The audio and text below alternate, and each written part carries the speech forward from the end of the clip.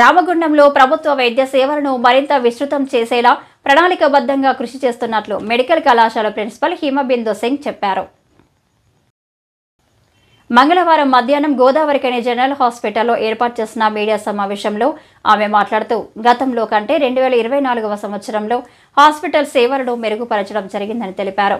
ప్రభుత్వం అందిస్తున్న సహకారంతో హాస్పిటల్ అభివృద్ధికి చర్యలు చేపట్టినట్లు చెప్పారు. మెడికల్ కళాశాల కూడా క్రమక్రమంగా అభివృద్ధి చెందుతున్నట్లు వివరించారు. 2025వ సంవత్సరంలో వైద్య సేవలను మరింత విస్తృతం చేసి మెరుగైన రీతిలో అందించేలా కృషి చేస్తామని చెప్పుకొచ్చారు. అందరూ కూడా request that to have more vigilance in the department. నా తరఫు నుంచి కూడా వాళ్ళ రిక్వెస్ట్ దట్ వాళ్ళ కింద స్థాయి ఉన్న డాక్టర్లు కానీ నర్సులు కానీ అక్కడ వర్క్ ఫోర్స్ ఫస్ట్గా కాంటాక్ట్ వాళ్ళే అవుతారు. కాబట్టి మీరు అన్నట్టు మీ ఇంప్రెషన్ అక్కడ ఉన్న ఏమైనా ఇష్యూస్ ఉండొచ్చు. స్పెషల్లీ మేడం ఇప్పుడు professor of emergency medicine doctor Bhanu గారు అక్కడ ఉన్న చోట డాక్టర్స్ నర్సులు ఎవరు కూడా వర్క్ ప్లేస్లో ఈ ఫోన్లు చిట్ చాటింగ్ చేయకుండా మనం కూడా అబ్జర్వ్ చేద్దాము.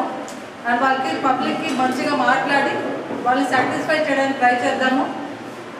మన దగ్గర ఉన్న అన్ని ఏమంటారు అరేంజ్మెంట్స్ ఏమైనా అన్నీ ఉన్నవి డెఫినెట్గా యూటిలైజ్ చేస్తాము. లేని చోటనే రిఫర్ చేస్తాము.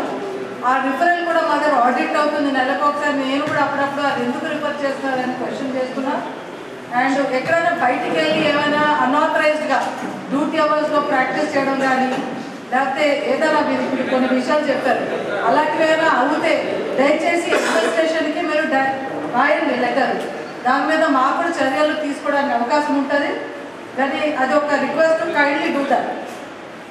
అండ్ నెక్స్ట్ ఒక చిన్న మాకు హ్యాపీ ఏదంటే 4-5 డిపార్ట్మెంట్స్ పీజీకి వెళ్తుంది. కాబట్టి మాకు పేటెంట్ డెఫిషియన్సీ యాక్చువల్గా మీకు ఇంటర్నల్గా చెప్తున్నా డెఫినెట్గా కొంచెం డెఫిషియన్సీ ఉంది.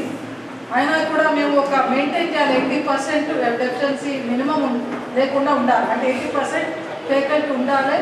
అండ్ దాంట్లో ఉన్న మన పోస్టింగే ఇంకా చాలా వేకెన్సీలు ఉన్నాయి. చాలా పోస్టులు క్రియేట్ అయినాయి. చాలామంది డాక్టర్లు ఫిల్ అవ్వట్లేదు. చాలామంది వేసినా కూడా జబర్దస్తిగా వేస్తున్నా కూడా ఇన్ఫాక్ట్ గవర్నమెంట్ పుష్ చేస్తుంది డిస్ట్రిక్ట్స్కి పని చేయమని.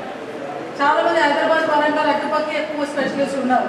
వాళ్ళ ఫ్యామిలీస్తో వాళ్ళు సెటిల్ అయిపోయి కొంతమంది ప్రాక్టీస్లో కానీ పర్సనల్గా ఫ్యామిలీస్ ఉన్నప్పటికీ వాళ్ళు ఇక్కడ రావడానికి ఇష్టపడడం లేక అందరూ ఇష్టపడరు. కొంతమంది పర్సనల్గా వాళ్ళు లీవ్స్ ఉంటే తీసుకుంటున్నారు.